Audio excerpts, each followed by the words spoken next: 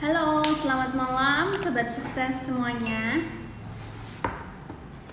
Ya, seperti yang sudah dijadwalkan, malam ini Thesis Faculty akan going live bersama dengan Nico Julius. Nah, siapakah Nico Julius itu? Mungkin Sobat Sukses ada yang belum kenal ya sama Nico. Nico ini seorang anak muda yang luar biasa menurut saya. Dia berkutat di bidang Instagram ya, dia banyak bikin konten, dia bikin kelas juga di spesialisasi di bidang Instagram. Nah di masa-masa COVID, masa-masa pandemi seperti ini, Instagram jadi satu platform yang sangat yang paling rame gitu ya, sangat diminati, sangat digeluti banyak orang, semuanya kumpul di Instagram, banyak hal yang kita bisa lakukan di Instagram. Nah, apa saja yang bisa kita lakukan di Instagram? Kita akan belajar malam ini dari Nico Julius. Nah, kayaknya Nico udah datang nih, kita mau sambut ya Nico. Halo Nico. Halo Sobat Sukses yang lain.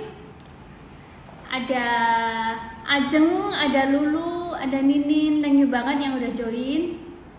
Ada Kang Dani juga, halo, join lagi, thank you banget. Ya, kita mau sambut Nico nih, Nico udah datang.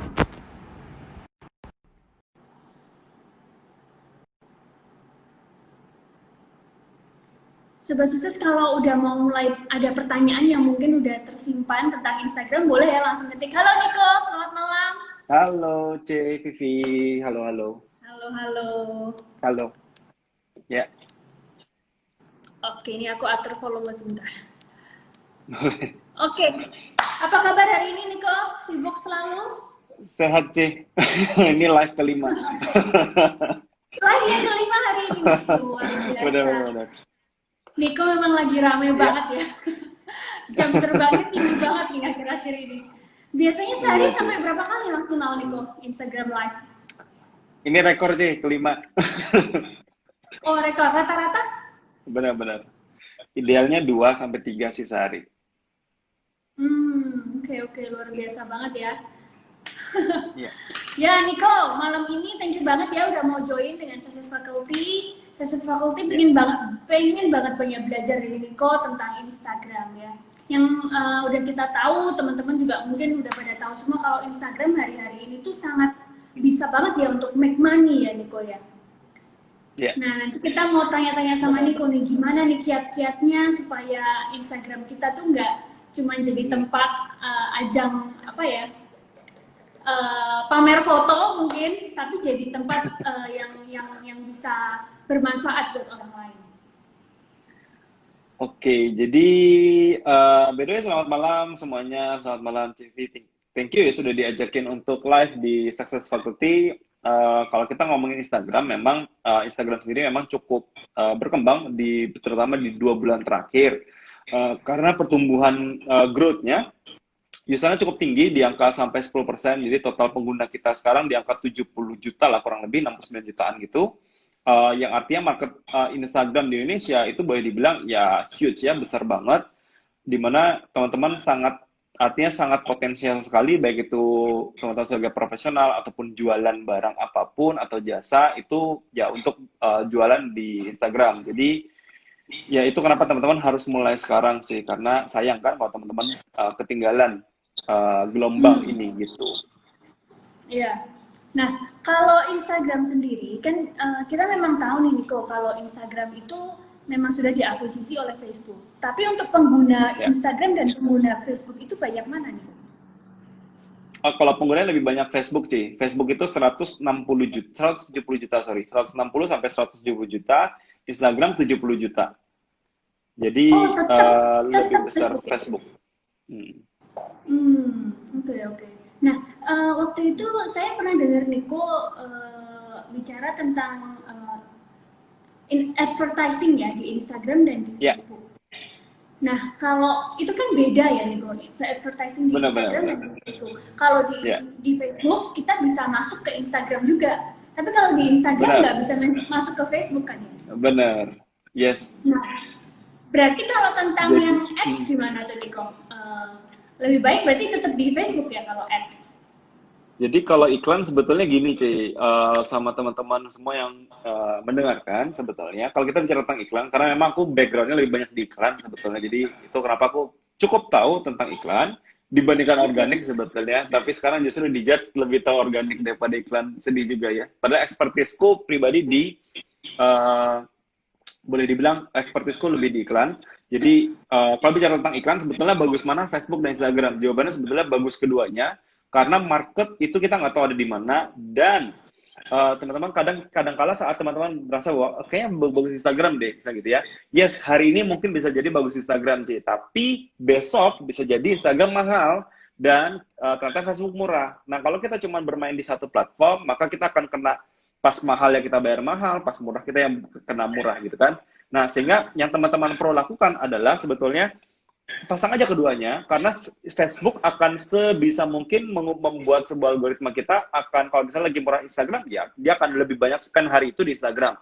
Kalau misalnya lebih murah Facebook, maka hari itu dia akan spend lebih banyak di Facebook. Jadi sesimpel itu. Karena itu kan algoritmik kan, algoritma namanya dari iklan sendiri, yang artinya Instagram itu akan, atau iklan itu akan mengoptimasi dirinya sendiri ke gimana yang paling low cost buat kita. Jadi dia akan mencarikan konversi termurah buat kita. Sehingga saran aku sebetulnya nyalain aja dua-duanya daripada fokus ke salah satu, karena kita akan kehilangan banyak spot iklan nantinya. Jadi ya itu saran dari aku sih. Oh, oke, oke. Nah, kalau targeting tapi lebih lebih spesifik kalau di Facebook ya. Oh, kalau misalnya targeting memang antara Facebook dan Instagram sama, Ci. Jadi bukan lebih spesifik di keduanya, tapi memang keduanya bisa sama-sama kita menarget spesifik yang sama, karena platform iklan Instagram itu mengambil source data dari Facebook dan Instagram dengan interest yang sama persis. Jadi orang yang pakai Instagram biasanya pengguna Facebook juga, walaupun pengguna Facebook belum tentu pengguna Instagram. Jadi dua perbedaan. Kenapa bisa berbeda? Karena teman-teman harus tahu bahwa di Indonesia Facebook itu bisa dibuka dengan yang apa sih namanya, low data ya. Jadi kalau misalnya mereka yang di luar Pulau Jawa yang susah atau mahal kuota, mereka bisa pakai namanya Facebook Lite, di mana kayak gambar itu terkompres, kemudian video mereka nggak akan langsung play. Jadi mereka cuma akan play video-video tertentu. Artinya buat mereka yang low kuota itu bisa pakai Facebook. Berbeda sama Instagram. Market Instagram walaupun lebih kecil, tapi buying power-nya besar, karena untuk buka Instagram, mengkonsumsi konten Instagram, itu butuh kuota gede. Jadi mereka yang boleh dibilang ya spending data gitu ya, mobile data yang cukup besar itu di Instagram. Jadi kalau bicara tentang buying power antara keduanya, memang menurut aku secara general umum itu Instagram lebih besar, walaupun tidak begitu juga. Ada aja sih orang-orang yang spendingnya besar banget di Facebook, tapi di Instagram juga ada. Artinya lebih besar market Instagram secara proporsi lah tepatnya gitu. Oke, oke, oke. Ya. Itu tadi kita lompat sedikit tentang ads ya, Niko. Sekarang ini kita mau balik Ya, dari boleh. awal nih, Niko. Ya. Kita mau bicara dulu nih tentang Instagram. Sebenarnya gimana sih Instagram itu bekerja, Niko? Niko bisa nggak kasih gambaran sedikit yang agak broad gitu, supaya maksudnya kalau ada yang pengguna baru gitu loh, Niko. Jadi lebih jelas tentang Instagram. Oke. Jadi sebetulnya gini, Instagram itu kan sebuah platform yang boleh kita bilang, apalagi platform free ya. Artinya kita tahu bahwa tujuan dari sebuah platform free adalah mencari user sebanyak-banyaknya. Karena Instagram itu sumber duitnya, kita harus tahu sumber duitnya dari sebuah platform. Sumber duit di Instagram itu cuma dua, teman-teman. Satu, valuasi, yaitu nilai saham Facebook. Artinya semakin besar user, semakin besar valuasinya, semakin besar nilai sahamnya, gitu ya. Artinya valuasinya. Itu yang pertama. Kita nggak bisa ngapa-ngapain dengan valuasi, karena kita nggak punya uang besar untuk ngurusin beli dan lain-lain kan gitu. Artinya itu sesuatu yang bukan di ranah kita, maka kita harus tahu sumber income dia yang lain. Nah, sumber income Instagram 98% itu berasal dari iklan.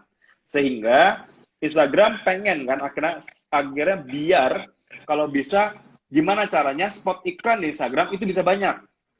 Jawabannya adalah dengan membuat orang lebih lama pakai Instagram. Semakin lama dia pakai Instagram, semakin semakin banyak juga dia lihat iklan. Artinya semakin banyak pemasukan Instagram. Makanya tugas kita sebagai content creator untuk mencari traffic atau ya pebisnis manapun, baik itu toko online maupun lain, teman-teman harus paham bahwa teman-teman harus membuat orang betah itu dulu. Kalau teman-teman bisa dapat buat orang betah di Instagram, teman-teman akan dapat privilege dari Instagram, yaitu mungkin teman-teman dapat fitur explore gitu-gitu. Jadi membuat konten yang membuat orang betah sama dengan membuat konten yang relevan buat mereka. Jadi saat kita membuat konten yang relevan, orang lebih betah di Instagram, mereka lihat iklan lebih banyak, Instagram makin suka dengan kita. Sesimpel itu. Sehingga kita bisa dipromosi Instagram, baik itu di explore, suggest, dan lain-lain. Sebetulnya itu rentetannya nanti. Tapi intinya tetap dari konten yang harus relevan ke orang dalam bentuk interaksi. Karena Instagram itu kan robot ya, artinya dia bukan manusia, dia nggak bisa ngejudge bahwa ini bagus apa enggak secara subjektif. Tapi itu robot yang mana robot tidak tahu isi dari sebuah konten, yang dia tahu adalah nilai interaksinya.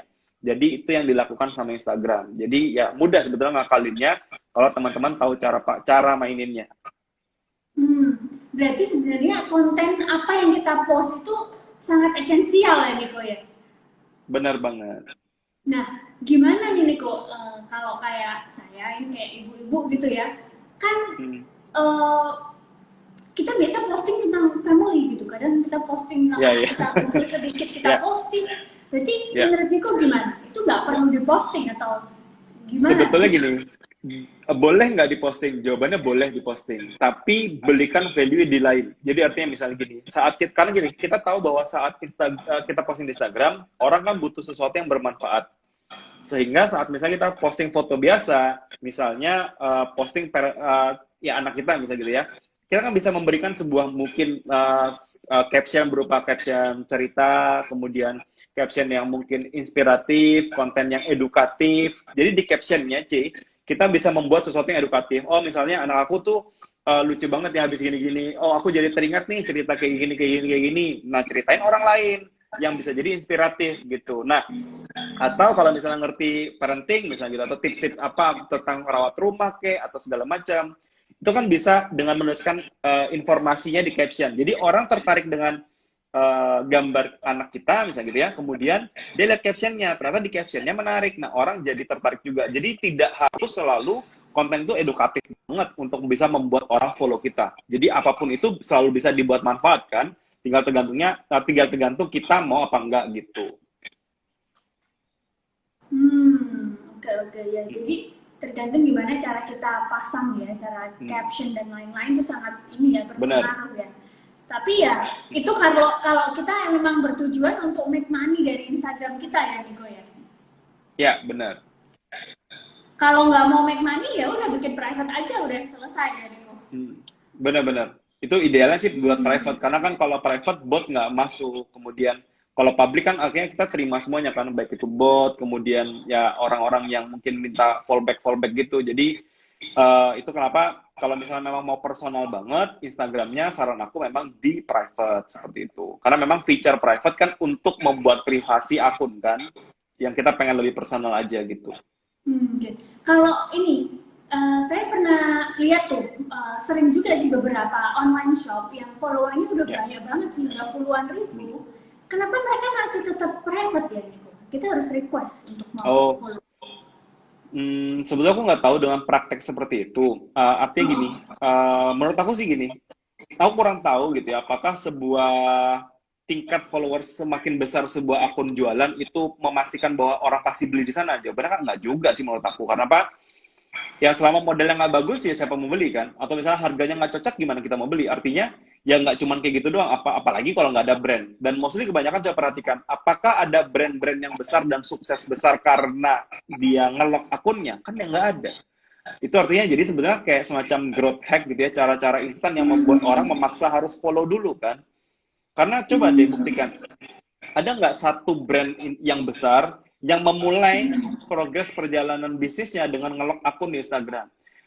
Ya nggak pernah tuh kita dengar sejarah kayak gitu kan. Artinya apakah Nike bisa berkembang sekarang karena dia nge-lock akun Instagram untuk dapatin orang harus follow dia? Ya enggak kan. Jadi somehow weird aja buat aku kalau itu dijadikan metode yang boleh dibilang ya convert untuk sales. Jadi menurut aku sih kalau kita bangun bisnis ya nggak perlu sih melakukan hal itu. Oke. Nah, Niko nih kita nyambung pertanyaan sekalian ya, tadi ada nyambung Ya, karena boleh, boleh. dari CNME.official. Kok Niko kalau mau tujuan jualan baju, supaya kita bisa punya value lain yang di-share selain jualan, kira-kira contohnya apa ya, Kok?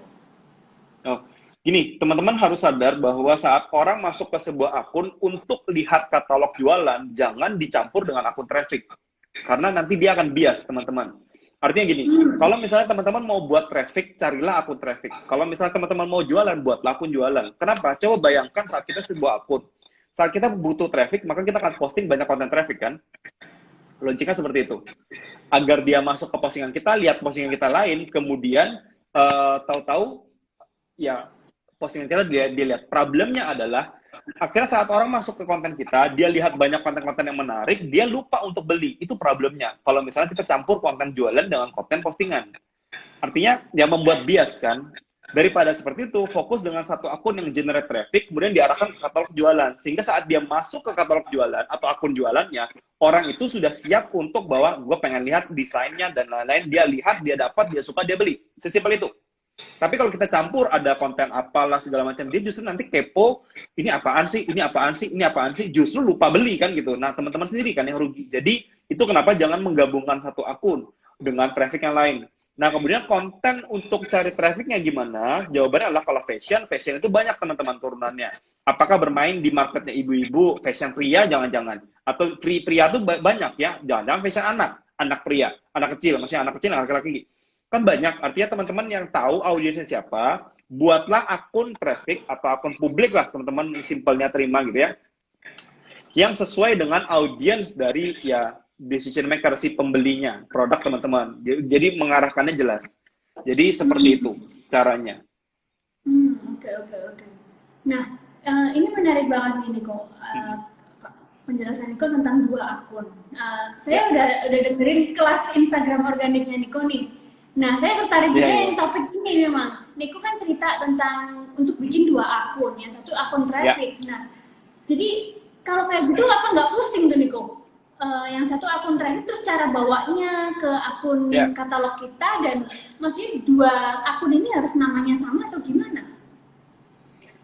Gini, namanya nggak boleh, bukan nggak boleh sama ya, bebas, mau sama mau nggak bebas. Yang penting adalah kita tahu bahwa untuk mendrive traffic, gini, biasanya kerja kita yang paling berat itu kan mencari traffic, sama saat kita bangun sebuah bisnis, yang paling susah buat kita adalah mencari pelanggan kan, cari prospek orang yang masuk ke toko kan. Itu kenapa kita bayar tempat sewa di mall, kenapa? Karena trafficnya besar, orangnya banyak, biar banyak di toko kita kan, kenapa kita bayar mahal sewa di mall. Jadi effort terbesar dari sebuah bisnis memang mencari sumber trafficnya. Itu kenapa hal yang paling aktivitas sehari-hari sebenarnya lebih banyak buat konten traffic dibandingkan konten jualan. Karena kalau jualan itu sudah kita posting, katakan ya barang kita kan mau berapa banyak sih? Artinya nggak banyak-banyak banget kan paling yang kita promosikan. Artinya gini, teman-teman juga jangan bias bahwa teman-teman punya ratusan barang gitu ya. Ingat bahwa yang teman-teman harus jual pertama, yang teman-teman promosikan pertama adalah produk yang paling mudah orang beli. Itu dulu. Karena kalau misalnya orang beli pertama kali, produknya jelek, dia nggak bakalan balik lagi. Itu problemnya. Sehingga saran aku, teman-teman hanya jualan produk yang paling bagus, yang paling murah atau apa segala macam, yang membuat orang beli di teman-teman, dia senang. Saat orang senang beli di kita, mudah banget untuk dia beli lagi kan sama kita. Jadi, first impression atau first transaction dia sama kita itu bagus, yang membuat dia pengen beli lagi dari kita. Problem kebanyakan online shop adalah sembarang bodo amat barang yang gue jual, pokoknya laku. Beli barang, kecewa, dia nggak bakal beli lagi. Lebih parah lagi, dia cerita ke temannya, jangan beli toko itu. Tokonya jelek, gue beli jelek. Padahal pasti nggak semua barang toko itu jelek. Ya enggak kan? Artinya, itu kenapa sebetulnya teman-teman harus sadar bahwa bermain dengan jualan di online, itu teman-teman harus bermain dengan ya, teman-teman harus paham keseluruhan membangun bisnis seperti apa, yang membuat sebetulnya akhirnya teman-teman kalau sudah core bisnisnya kuat, artinya konsep bisnisnya kuat, traffic yang teman-teman fokusin cari di akun yang lain, itu nggak ada masalah sebetulnya. Teman-teman bisa langsung pasang di story tiap hari untuk langsung direct ke akun teman-teman, atau taruh di bio teman-teman, itu kan permanen, artinya orang bisa langsung baca, bisa langsung pergi kan, atau taruh di highlight. Teman-teman juga bisa taruh di highlight. Artinya, teman-teman fokus buat konten aja. Orang-orang pasti kepo sendiri. Ini orang jualannya apa sih? Oh, ternyata ada diskon di toko yang dia punya, misalnya gitu, di sana. Ya udah, dia pergi ke sana, berharap dapat diskon 20%. Ya, dia pergi ke sana kan, dia lihat ada barang yang cocok, dia beli. Sesimpel itu sebetulnya. Jadi, nggak perlu terlalu pusingin apa yang teman-teman posting. Sebetulnya katalog itu sebetulnya nggak terlalu banyak diutak-atik sih, C. Jadi, udah posting, selesai. Fokus sama cari traffic aja. Udah nggak perlu dipusingin salesnya, apa sih akun katalognya. Itu kalau dari sudut aku sih sebetulnya. Karena teman-teman jangan juga jual semua produk, apalagi yang jelek gitu ya. Karena kalau yang jelek itu dampak ke bisnis kita jangka panjang itu parah banget. Jadi be careful juga saat jualan online. Itu kenapa produk penting banget buat teman-teman sortir ya. Gitu. Oke. Berarti inti dari semuanya benar-benar content creation-nya ya, Niko? Ya, karena traffic segalanya sih, cuy. Yang paling mahal kita bayar tuh dari bisnis tuh pasti cari trafficnya. Oke. Wow. Oke. Berarti soalnya kebanyakan itu susah banget ya untuk shifting mindsetnya. Kalau kita kan kebanyakan paling seneng langsung jualan ya, langsung pasang namanya, bener. Ini langsung terus endorse ke sana, endorse ke sini, cari trafficnya dengan cara itu ya. Ini different point of view ya. Kalau kita harus bikin konten ini, dan ini nggak bisa cepat nih, Niko ya. Sebetulnya cepat bisa cepat kok, C. Artinya justru karena orang membuat, kalau dia tertarik dengan satu konten, kemudian yang membuat orang cepat beli sebetulnya bukan karena kita nggak promosiin. Artinya kita promosiin. Apa yang membuat orang beli adalah gini, coba kita bayangin, ada 1.000 orang yang lihat, tapi penawarannya jelek, beli nggak kira-kira? Ya maksudnya kebanyakan nggak kan? Kenapa? Ya karena penawarannya nggak menarik aja. Sekarang kita balik, walaupun hanya yang lihat cuma 100, tapi karena penawarannya menarik, ada satu yang beli. Sekarang pertanyaannya, terjadi sales nggak? Ya terjadi sales kan? Jadi sebetulnya terjadinya penjualan, sebetulnya bukan karena traffic yang besar, tetapi karena penawaran teman-teman yang bagus, konversinya bagus. Itu kata kunci utamanya. Kalau teman-teman bisa cari traffic 1 juta orang, gitu ya, teman-teman tidak bisa convert, penawarannya jelek, barangnya jelek, orang nggak bakalan beli, mau seberapa banyak pun trafficnya. Tapi kalau trafficnya sedikit, tapi bisa convert, traffic besar, duitnya lebih banyak. Sesimpel itu sebetulnya. Jadi, teman-teman harus pahamin bahwa permainan jualan di online itu bukan sekedar gimana caranya kita posting rutin, dilihat banyak orang, itu nggak selesai sampai situ aja. Teman-teman harus sadar berapa angka konversinya, berapa banyak lead yang bisa teman-teman dapatkan. Ya, itu semua yang teman-teman harus ukur. Dan kalau teman-teman tidak bisa ngukur itu, ya itu membuat teman-teman akhirnya selalu berkutat gimana ya caranya biar laku lebih banyak. Sebetulnya tuh masalahnya cuma itu aja. Kalau teman-teman bisa generate traffic, seberapapun kecil, hal yang teman-teman fokusin adalah berikutnya adalah gimana caranya convert dari 100 yang lihat tiap hari, walaupun itu kecil banget, gimana caranya ada 1 yang beli, atau enggak 2 yang tertarik. Intinya gitu.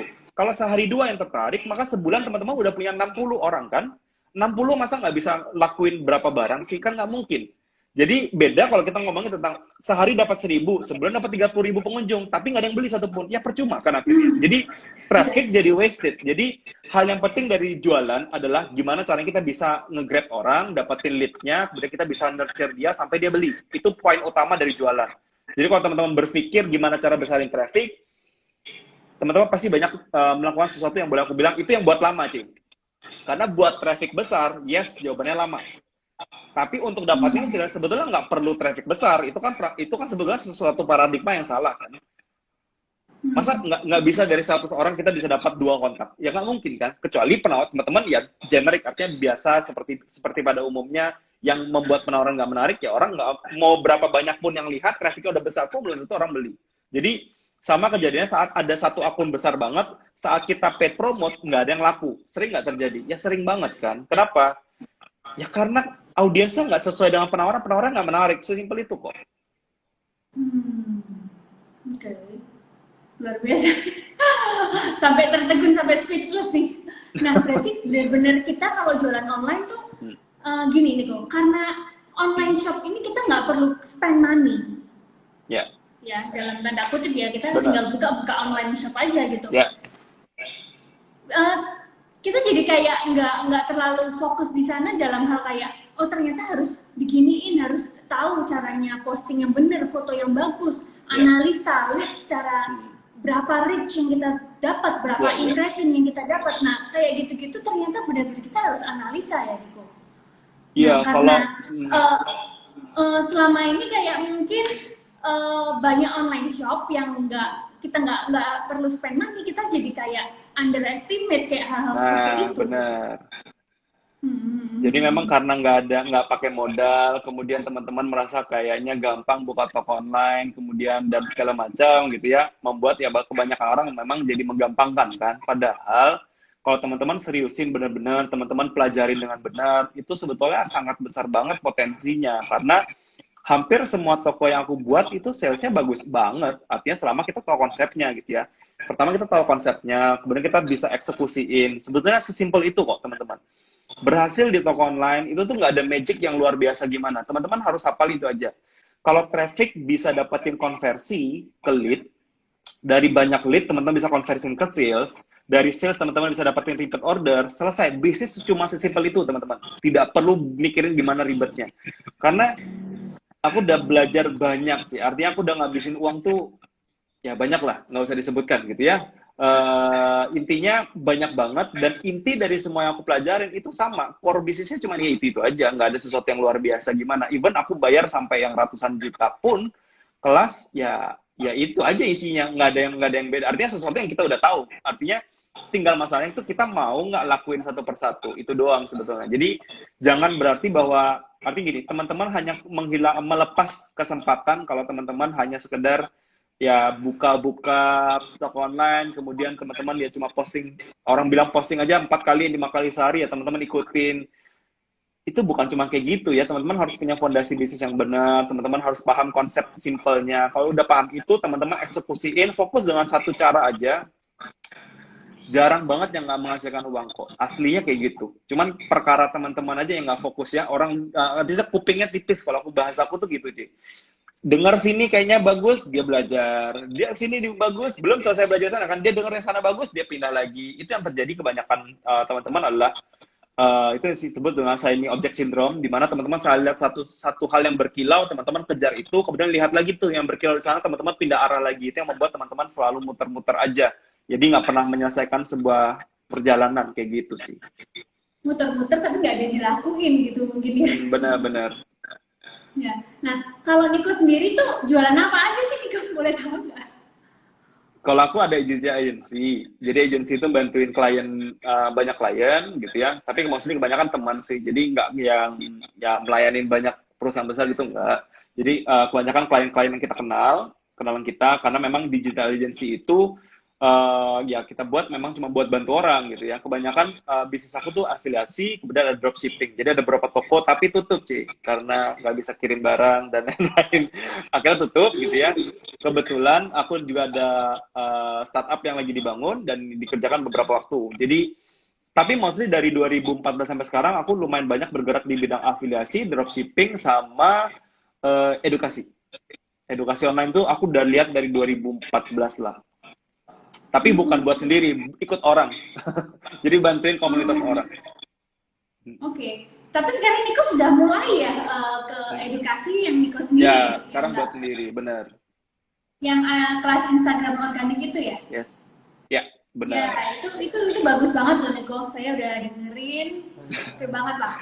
Belajar dari Instagram dari A sampai Z luar biasa banget, itu nggak pernah kebayang, oh ternyata Instagram bisa sehebat ini. Nah, teman-teman sobat sukses yang mau banget belajar tentang Instagram, jadi detail Instagram banget lah, dari semuanya teman-teman, dari sekedar hashtag, dari apa yang teman-teman posting itu ternyata ada value-nya masing-masing yang teman-teman sebenarnya harus perhatikan banget. Apalagi teman-teman yang punya online shop yang sangat berkutat dengan personal branding, itu teman-teman butuh banget sih.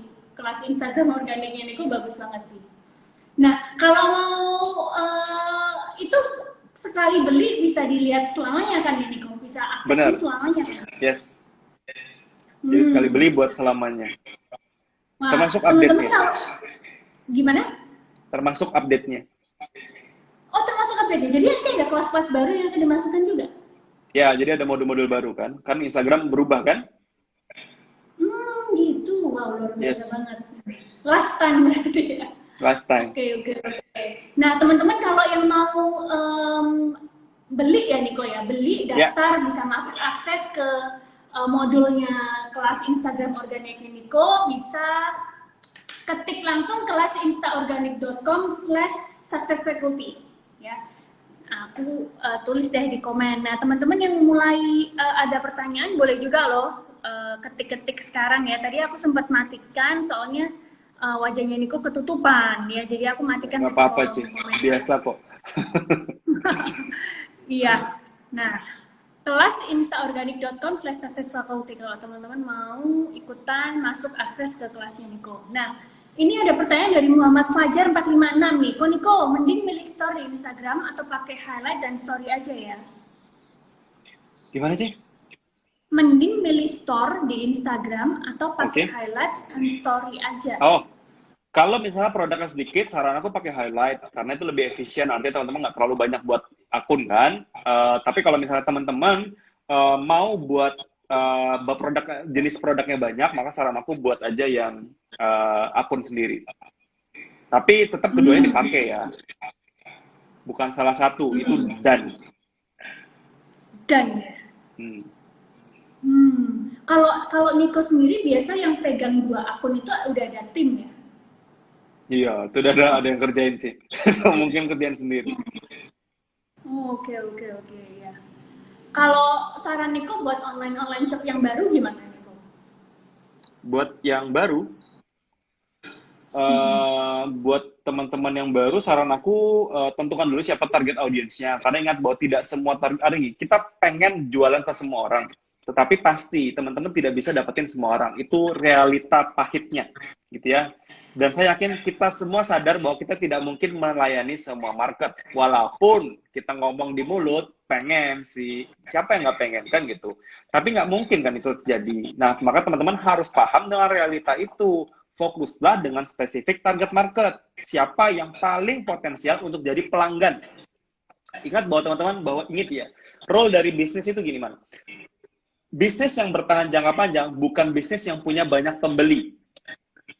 Jadi bisnis yang bisa bertahan jangka panjang itu bukan bisnis yang punya banyak pembeli, tapi bisnis yang punya banyak pelanggan.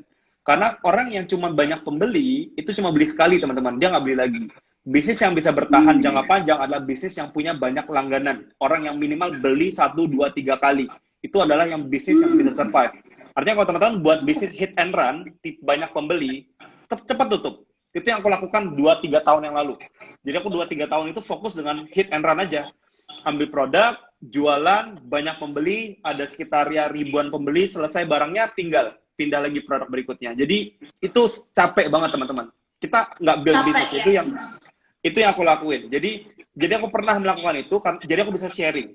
Dan ya jangan lakukan itu lagi gitu ya, karena aku udah tahu uangnya sih enak, artinya teman-teman dapat uang gitu ya, teman-teman bisa dapat income. Tapi teman-teman capek banget karena teman-teman harus ngulang lagi di toko berikutnya, itu lelah banget. Dan saran aku makanya kalau teman-teman nggak mau buang waktu ya, teman-teman mulailah berpikir membangun bisnis yang benar, bisnis yang bisa tahan ya 5-10 tahun mendatang. Itu ya butuh effort memang, tapi itu lebih bagus gitu ya teman-teman build dari sekarang, karena teman-teman nggak akan capek kayak saya lagi gitu ya. Artinya saya buang waktu lama loh. Bahkan aku sendiri baru mulai build bisnis yang benar, daripada teman-teman yang ngasih tahu daripada aku ngajarin sesuatu yang udah salah dulu, ya ngapain teman-teman ngulangin gitu sih. Oke. Nah, ini nyambung pertanyaan dari GLR Gracia. Repeat order gimana ya Bu caranya in one time? Repeat order tuh teman-teman ngikutin aja beberapa hal. Contoh ya, teman-teman pasti tahu Matahari. Saat di awal-awal kita beli satu baju, kemudian dia kasih kupon diskon, kemudian kita pengen beli lagi nggak? Ya sesimpel itu kan. Bener. Beli ke Starbucks, kita beli Starbucks satu, dia langsung bilang, pembelian berikutnya nanti diskon 20% loh, nanti balik lagi ya gitu. Akhirnya kita pulang, kita kan yang kepikiran, gila 20%. Dia loh yang bilang, nanti gue datang lagi 20% kan gitu. Akhirnya kita yang pengen balik kan, tanpa dia suruh kita balik loh. Dia cuma kasih tahu, dia kasih trigger ke kita. Itu kenapa teman-teman untuk membuat orang repeat adalah teman-teman harus memberikan insentif, suka tidak suka. Tapi ingat bahwa insentif itu tidak buat kita rugi. Kenapa aku bilang tidak rugi? Untuk mendapatkan satu orang pertama yang pertama kali dibeli kita bisa jadi bayar iklan, kita bisa jadi bayar pegawai,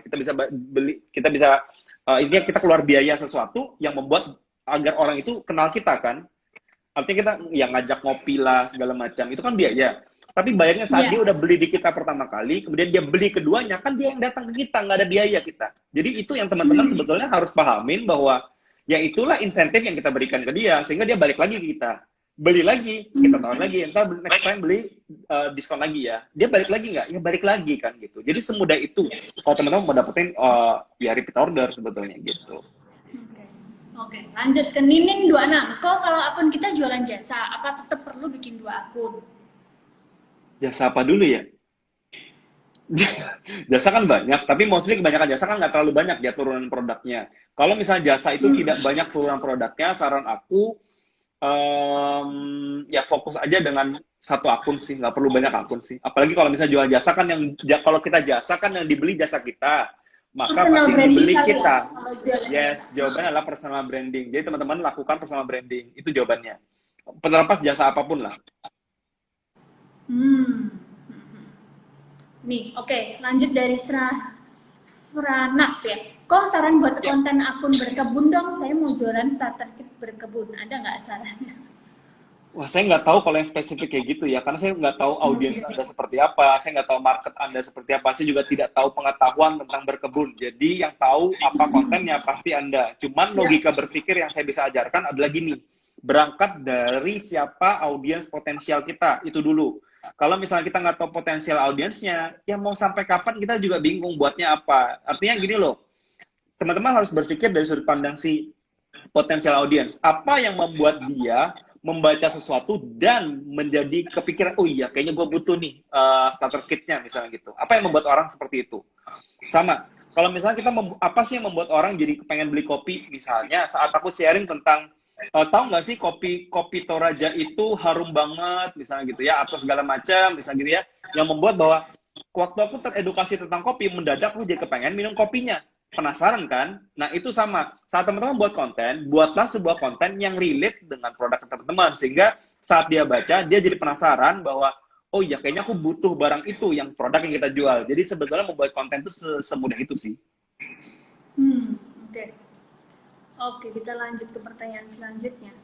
Tim Tom, untuk membuat penawaran yang bagus itu kan biasanya butuh belajar tentang storytelling, copywriting, dan hypnowriting. Koniko ada rekomen nggak sumber atau buku yang bagus untuk belajar tentang itu? Bukan gini, teman-teman. Penawaran yang baik itu tidak ada hubungannya dengan copywriting, tidak ada hubungan dengan storytelling, tidak ada hubungannya dengan hypnowriting. Penawaran yang baik itu sesimpel good deal or no good deal. Sesimpel itu. Simpelnya. Teman-teman lihat pulpen ini ya. Katakan harganya kalau kita beli di toko normal 10.000, kemudian saya tawarkan ke teman-teman, mau nggak beli ini 3.000 sekarang berarti. Ya mostly orang beli, teman-teman. Nggak perlu pakai copywriting, nggak perlu pakai hypnowriting, nggak perlu pakai apapun. Kenapa? Karena secara value orang ngerti. Problemnya kebanyakan adalah saat teman-teman jual sesuatu, orang tidak tahu value-nya. Sehingga saat dia beli sesuatu, emang value-nya apaan? Mahal ternyata. Bayangin ya, teman-teman kalau nggak tahu nilai suatu barang atau teman-teman tidak menjelaskan nilai suatu barang, teman-teman dia nggak akan bakalan tahu, teman-teman. Bayangin ya, siapa yang bisa tahu harga sebuah baju? Ya nggak mungkin kan? Arti gini, nah sekarang waktu kita jualan baju, apakah nilai yang dia beli hanya sekedar baju selesai? Enggak kan? Yang dia pakai, yang dia beli sebetulnya bukan bajunya, teman-teman. Yang dia beli adalah social sellingnya. Saat gua pakai, itu orang tahu gue pakai merek A. Itu yang dibeli orang. Itu kenapa dia berani bayar mahal. Iya kan? Itu kenapa dia beli. Atau misalnya karena dia pakai badannya jadi bagus. Waktu, ingat ya, dulu salah satu kasus yang pernah aku jual, salah satunya adalah kacamata. Kacamata hitam, bayangkan kacamata hitam yang saya jual. Dan gimana cara jualnya? Simple, teman-teman. Karena nggak ada sesuatu yang valuable sesimpel ini. Iklannya. Kalau kamu beli kacamata hitam ini, tingkat kegantengan kamu akan meningkat 40%. Sesimpel itu dong. Lakunya banyak kayak kacang goreng. Artinya karena tidak ada value ya cuma kacamata hitam, apalagi yang mau ditawarkan? Ya karena kacamatanya sama-sama aja kan, isinya sama aja. Cuman memang kacamata hitam buat keren, tapi kan nggak tahu berapa banyak. Ya cuman kita buat waktu itu kampanye 40%. Jadi sesimpel itu, semudah itu, convertnya bagus. Karena yang kita jual bukan hanya kacamatanya, karena dia bisa meningkatkan kegantengannya. Yang nggak tahu dia percaya berapa persen. Ya intinya lah itu yang kita jual. Jadi itulah nilai buat dia. Sekarang pertanyaannya adalah, berapa sih yang gue berani bayar untuk jadi ganteng sedikit? Itu kan persifnya masing-masing orang kan akhirnya. Itu yang mereka beli dari kita, bukan beli kacamata, teman-teman. Kalau teman-teman jual beli kacamata, maka pertanyaan dari dia adalah, gue cari yang lebih murah aja deh. Kenapa? Sama-sama kacamata. Saat teman-teman jual kacamata dengan kacamata, selesai, yang dia cari pasti yang lebih murah, teman-teman. Karena itu yang paling bervalue. Kenapa? Dia hemat. Itu kan manfaatnya. Kalau barangnya sama. Tapi saat teman-teman bilang bahwa kacamata gue bisa meningkatkan kegiatan lu 40%, apa yang lu lakukan? Susah kan? Karena sebelah nggak ngomong gitu. Jadi itu ideasnya, bahwa kita, teman-teman harus sadar bahwa orang beli value dari sebuah produk, bukan beli barangnya. Itu yang teman-teman harus ingat baik-baik. Jadi teman-teman tidak harus belajar, ya, copywriting, storytelling, narrating membantu, tapi itu bukan segalanya, teman-teman. Kalau misalnya teman-teman tahu, paling simpel tadi aku bilang bahwa kalau orang tahu bahwa barang bolpen ini 10.000 harganya, kita tawarkan 3.000, pasti ada yang beli. Kenapa? Karena semua orang tahu. Jadi sesimpel itu, teman-teman. Nggak ada sesuatu yang dibuat ribet. Jangan dibuat ribet maksudnya. Oke, wah keren banget ini kok. Oke, semoga menjawab ya tim Tom 12. Oke, lanjut ke kuah kuning. Kalau personal branding buat dapetin trust dulu, jadi kalau jualan lebih mudah dan dipercaya gitu gimana kok? Kalau personal branding, menurut aku jualan dan ningkatin personal branding itu suatu hal yang gini loh, itu tuh satu mata koin yang sama. Jadi teman-teman jangan berpikir dua hal yang berbeda. Itu satu mata koin yang sama. Jadi antara branding dan selling itu satu hal yang sama, cuma beda mata sisinya. Oke? Jadi ideasnya adalah saat teman-teman membangun personal branding di Instagram, itu sama dengan teman-teman sedang menjual. Kalau teman-teman belajar tentang branding secara deep, sebetulnya itu korelasinya sangat erat banget dengan konversi penjualan. Jadi, seiring teman-teman membangun branding, teman-teman meningkatkan penjualan. Kalau teman-teman tahu bahwa branding meningkatkan penjualan, maka teman-teman tahu bahwa hasil dari penjualan teman-teman harus investasikan ke branding lagi. Kenapa? Karena value-nya bisa meningkatkan, scalability dari sebuah branding bisa meningkatkan. Jadi itu yang teman-teman harus pahamin bahwa itu satu mata koin yang sama. Walaupun dua sisi yang berbeda, jadi benar-benar aku nggak bilang bahwa selling dan branding sama. No, itu beda. Tapi satu mata koin yang sama. Dia satu badan, teman-teman. Walaupun pendekatannya beda. Tapi intinya teman-teman mau pakai yang manapun, kadang-kadang yang salah adalah gini. Kalau teman-teman yang aware bahwa branding bisa meningkatkan selling, maka benar, karena itu satu mata koin yang sama. Yang jadi kasus adalah teman-teman yang cuma bilang bahwa selling nggak penting branding. Padahal itu satu mata koin yang sama kan. Sehingga saat dia selling dapat profit, dia bodo amat sama brandingnya. Oke? Sehingga yang dilakukan saat dia tidak bisa selling, brandingnya tidak terbuild, ya udah dia nggak bisa ngapa-ngapain. Itu yang terjadi. Kalau orang cuma fokus selling, tidak fokus dengan brandingnya, saat dia tidak bisa selling, brandingnya nggak bisa nolong. Tapi kalau orang yang ngerti branding, saat di brandingnya bagus, sellingnya diinvestin balik buat branding, saat dia nggak bisa selling, brandingnya masih selamatin dia. Kenapa? Saat gue pivot jualan produk lain, branding gue masih bantu.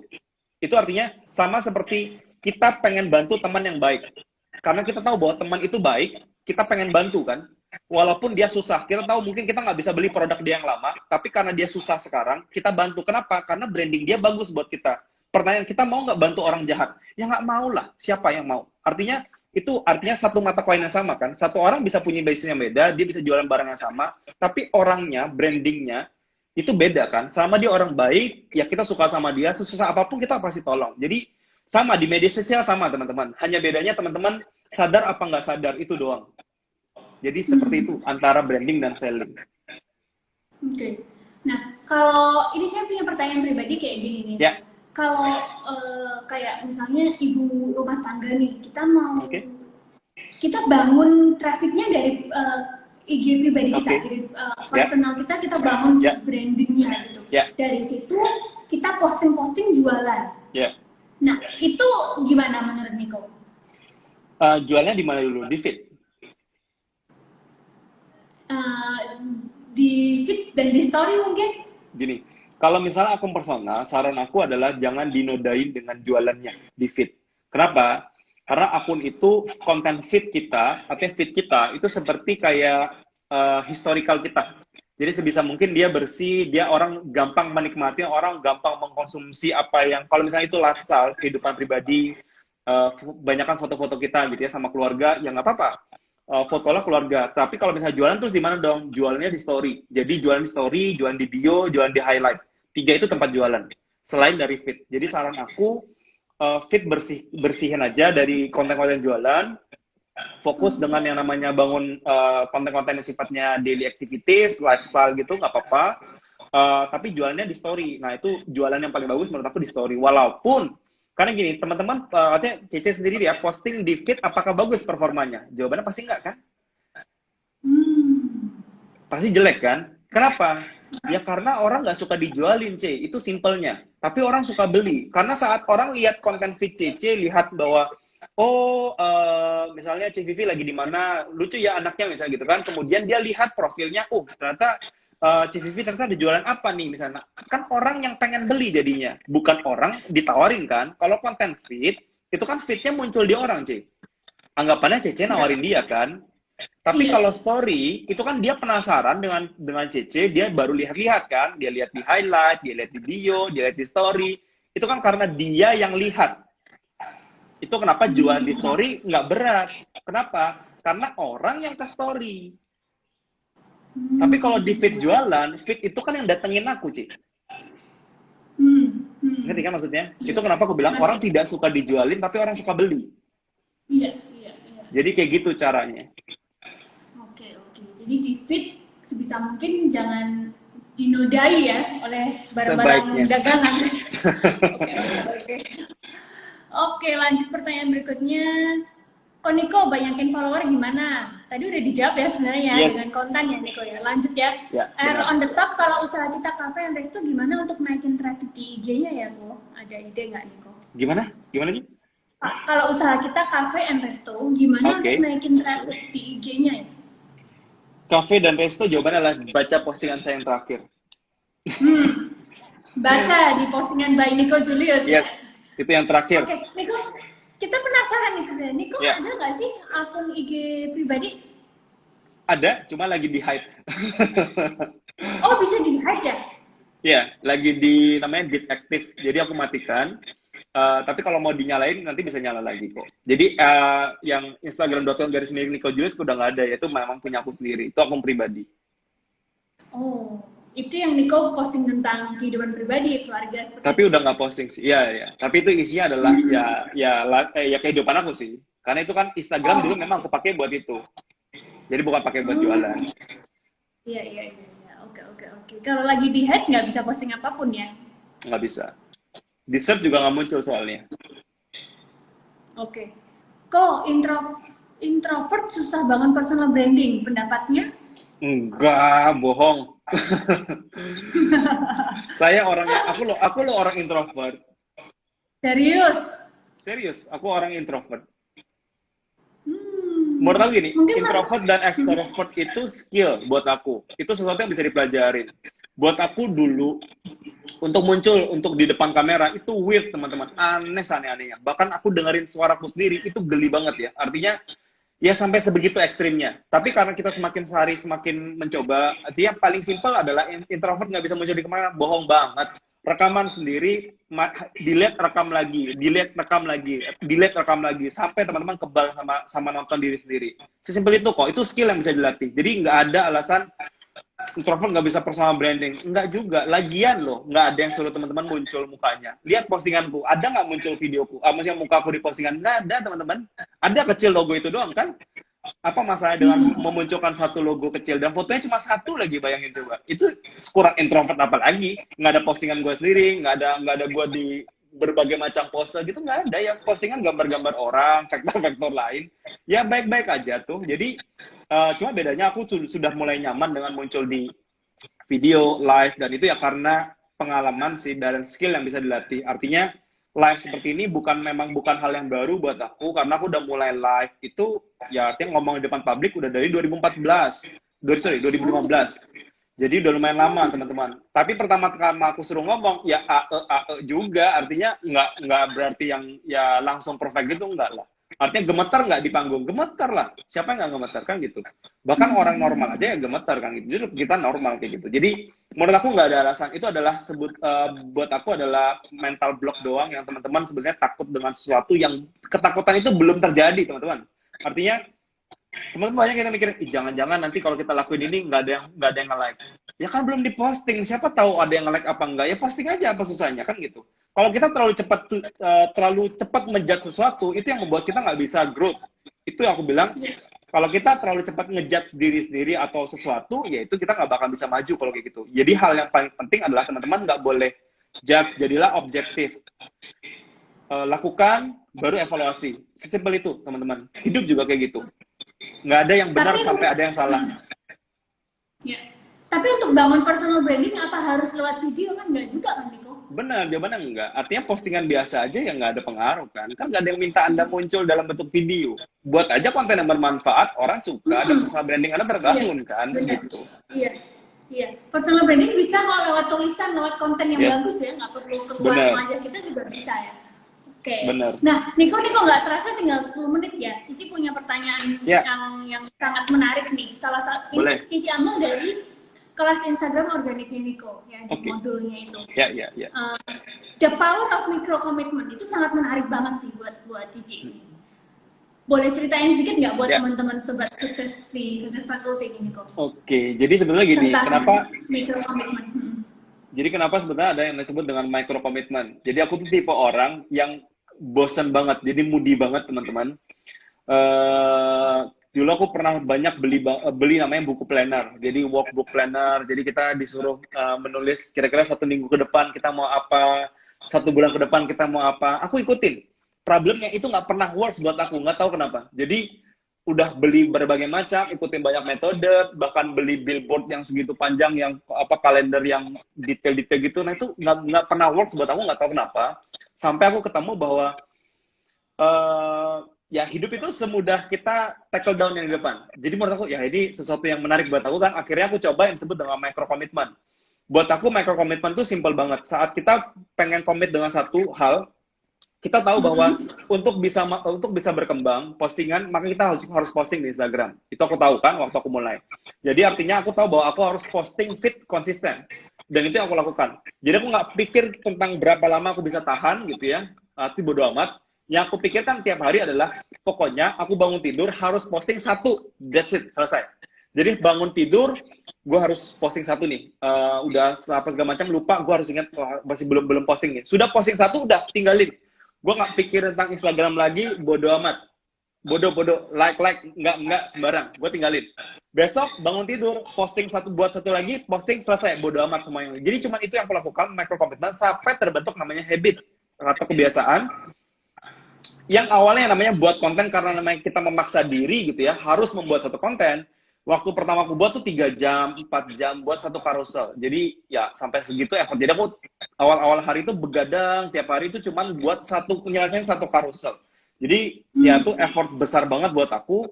Ya beberapa kali hampir menyerah ya, ini gila ya nggak ada yang nge-like gitu-gitu ya ada gitu ya, perasaan gitu pasti ada. Tapi yang aku pikir adalah ya bodo amat, yang penting satu hari satu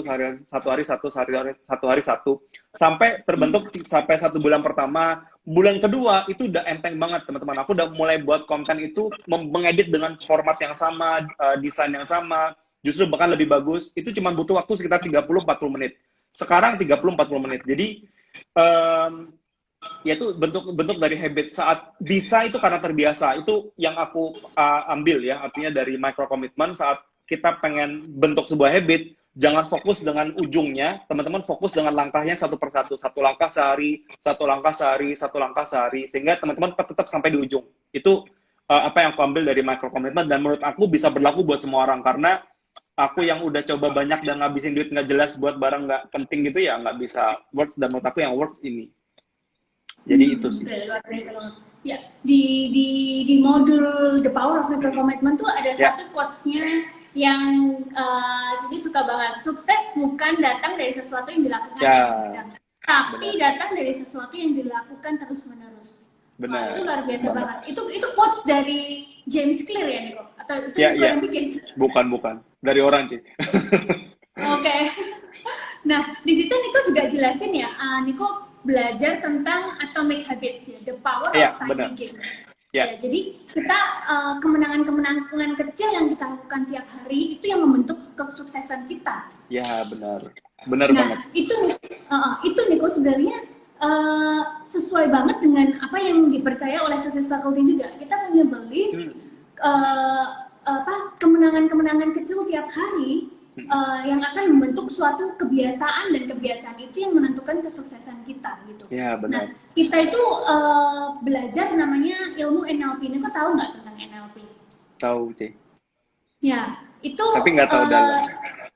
nggak tahu dalam. Oh, oke. Itu bagus banget sih Niko. Itu sebenarnya sebelum COVID pun kita rutin sih, Success Faculty rutin ngadain kelas tentang NLP. Oh, oke. Nah, jadi kita belajar gimana cara otak kita bekerja. Jadi apa yang kita lakukan tiap hari itu sebenarnya sangat merefleksikan apa yang ada di otak bawah sadar kita. Nah, kabar baiknya adalah lewat ilmu NLP itu kita jadi tahu ternyata apa yang di dalam otak bawah sadar kita itu sebenarnya bisa diprogram, Niko. Jadi itu semua bisa diatur gitu. Nah, teman-teman yang pengen tahu, yang pengen belajar tentang ilmu NLP itu, yang ada juga di dalam modul kelasnya Niko Julius, teman-teman bisa gabung dengan Success Faculty di acara kita tanggal 11 Juli. Ya, itu kita akan belajar tentang kebiasaan-kebiasaan kecil, bagaimana kita mengaturnya, gimana kita ngatur kerjaan, bagaimana kita punya goal dan cara mencapainya. Itu oke banget sih Niko, dan itu isi waktu baca modulnya Niko, wah ini memang benar-benar dasar yang harus dimiliki oleh semua orang gitu. Nah, teman-teman, ini nggak kerasa udah hampir 1 jam banget nih kita sama Niko Julius, nggak kerasa. Ilmunya masih banyak banget yang belum Niko. Nah, teman-teman yang pengen belajar banget tentang Instagram bisa langsung ketik ya, tadi udah sempet saya ketik kelasinstaorganic.com/success faculty. Teman-teman bisa itu beli Insta Organic ya, beli modulnya Niko Julius. Murah banget, ada promo khusus hari ini. Teman-teman langsung aja klik di sana, langsung klik daftar. Teman-teman bisa tahu nanti promonya di sana apa ya. Oke, kelasinstaorganic.com/successfaculty. Oke, sorry banget kita nggak bisa jawab semua pertanyaan teman-teman. Semoga 1 jam ini sangat bermanfaat buat teman-teman sekalian ya. Nah, Niko, ini kita masih punya 2 menit terakhir. Niko ada tips nggak buat teman-teman yang mungkin baru struggle di online shopnya hari-hari ini? Buat aku sebenarnya gini, teman-teman harus sadar bahwa sekarang adalah waktu yang paling tepat, karena waktu kemarin sudah berlalu kan gitu ya. Jadi waktu yang paling tepat adalah sekarang. Jadi kalau misalnya teman-teman tahu bahwa teman-teman telat gitu ya, nggak ada kata telat, mulai aja sekarang. Tapi pelajarin cara bangun yang benar, bangun bisnis yang benar dengan metode yang benar. Teman-teman bisa dapat banyak hal gitu ya. Teman-teman, bisnis itu susah dibangunnya karena bisnis online dan bisnis konvensional itu beda, cuman ujungnya doang teman-teman. Depannya sama-sama bisnis, baik itu bisnis online ataupun bisnis offline. Kata dari bisnis itu teman-teman harus tahu bahwa ini butuh proses dan tidak ada instan. Jadi apapun yang teman-teman bangun, aku yakin pasti bisa berhasil, tinggal teman-teman harus fokus apa enggak. Jadi itu aja sih saran dari aku, jangan mudah patah semangat gitu ya, tetap semua ada jalannya teman-teman, tinggal teman-teman mau cari apa enggak. Jadi jangan patah semangat, selalu ada jalan, yang penting teman-teman mau belajar, mau improvement, mau mengevaluasi diri, dan mau maju. Itu aja sih saran dari aku. Oke, thank you banget ya Niko untuk 1 jam Sama-sama. ini. Sama-sama ngucapin terima kasih banget. Niko tuh sosok anak muda yang sangat luar biasa, sangat inspiratif ya. Teman-teman jangan lupa kalau mau beli kelas modulnya Niko di kelasinstaorganic.com/successfaculty. Kita akan save juga Insta Live-nya ini di IGTV-nya Success Faculty, juga nanti di YouTube channelnya Success Faculty. Thank you banget semuanya yang udah join. Coba sukses semuanya, sukses selalu, dan see you next time. Bye Nicole, thank you. Bye, thank you Jay.